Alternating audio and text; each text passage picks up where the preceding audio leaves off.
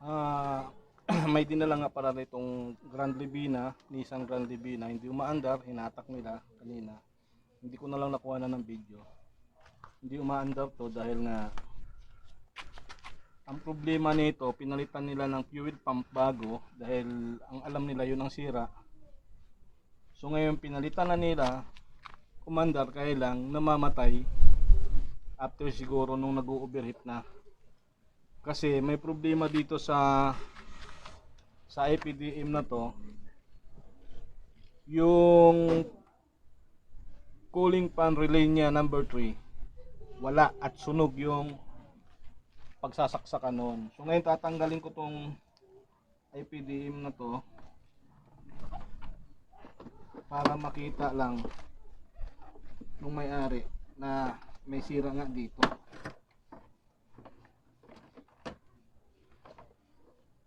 Nakikita ba dyan? Oh.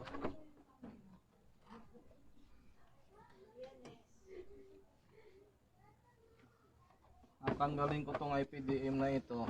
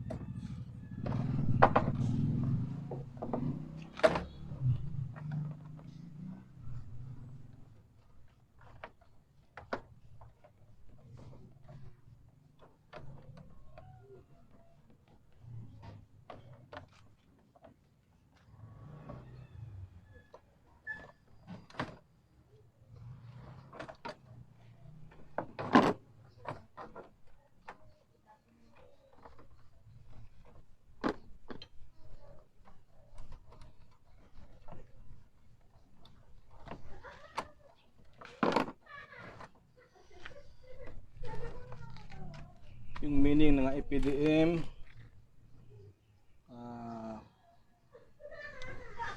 mamaya ibibigay ko yung tamang meaning ng IPDM. Ito yung module ng relay tsaka fuse. Itong nasa gitna na relay na to, nung natanggal ko to, wala na itong relay na to. So itong relay na to, ito yung 1, 2, 3 na cooling fan relay. Yung number 3 na relay ay nawala at sunog yung socket niya.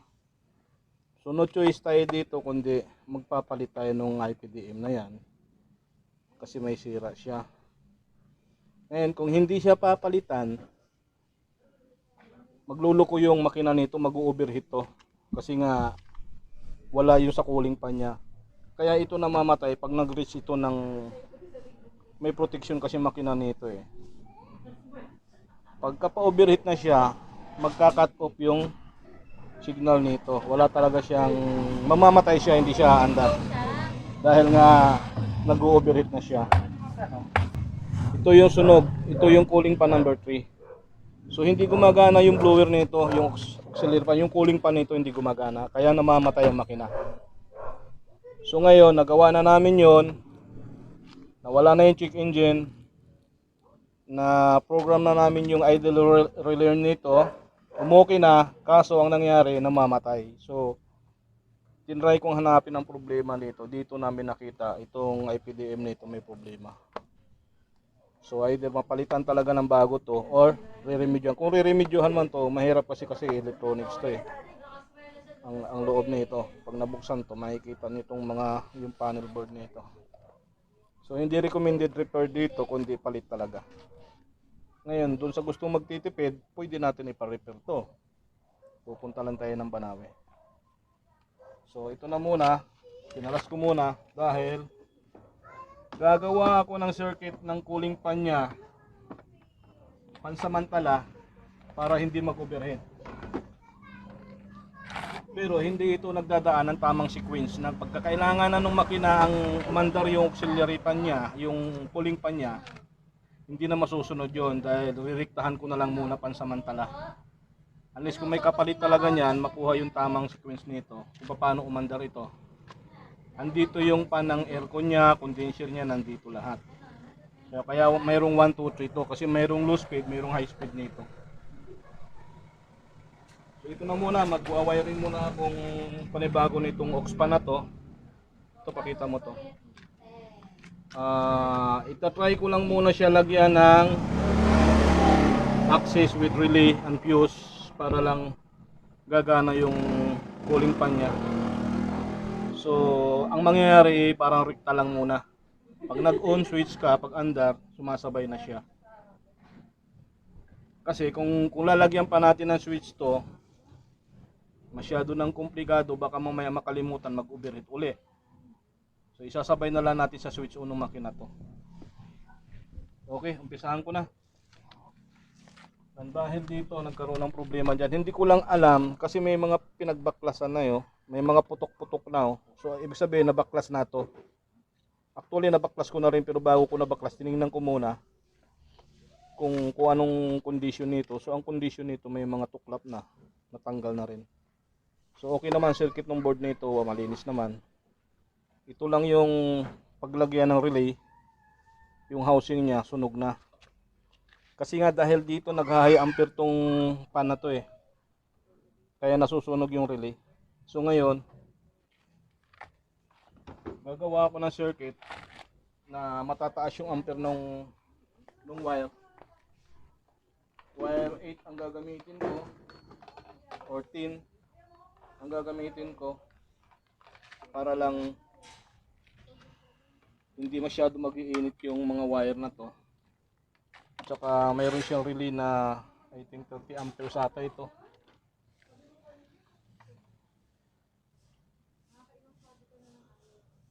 Mm-hmm. 30 amps tong relay na to, 12 volts. Toyota ang tatak nito. At gagamitan ko siya ng fuse na 30 amperes.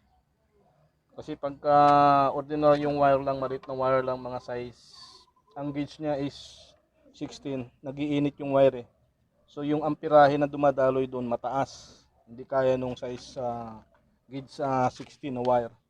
So gagawin kong 10 or 8 ata ito, gagawin ko siya yung magsusupply nito. So manggagaling sa baterya, relay, yung relay magde-deliver ng kuryente dito papuntang cooling fan. Ang magda-drive ng relay yung ignition switch. So ganun ang gagawin ko. Mag-uumpisa na ako.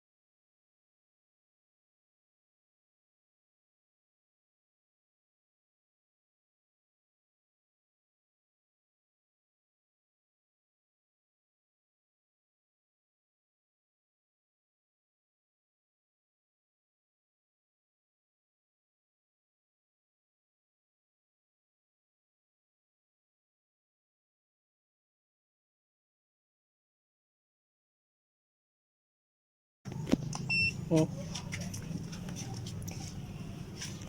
Ito yung mga dito.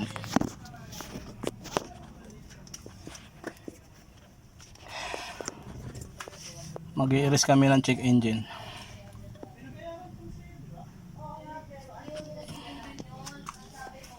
Mahaba. Isang oras may git. Hindi. Isang Kulang-kulang. oras.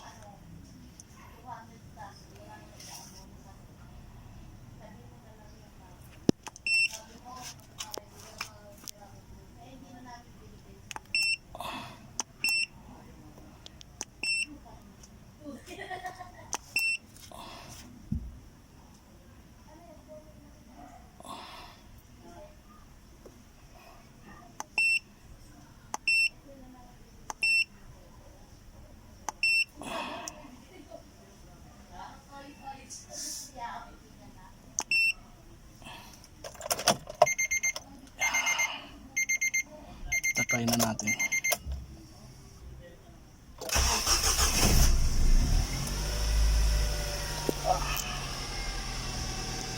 Tingnan mo kung meron pa check engine.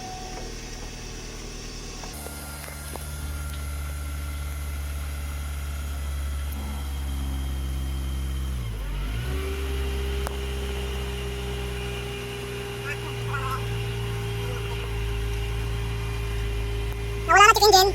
Naayos na rin yung idle roller niya. Okay na yung minor niya. So, observation na lang gagawin namin. Mag-observe lang kami. Na-erase siya dito sa scanner na to.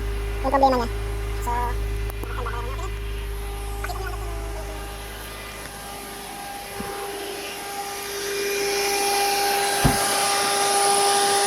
Yung andar ng pan na yan, nirektahan ko ng temporary yan. Pag nakaon, nakaandar na itong pan. Kasi nga, sira yung IPDM niya. Wala doon yung relay ng cooling pan number 3 niya. Sunog yung socket. Ito yun. So, gumawa muna ako ng panibagong circuit dito. Kailangan mapalitan itong IPDM na to.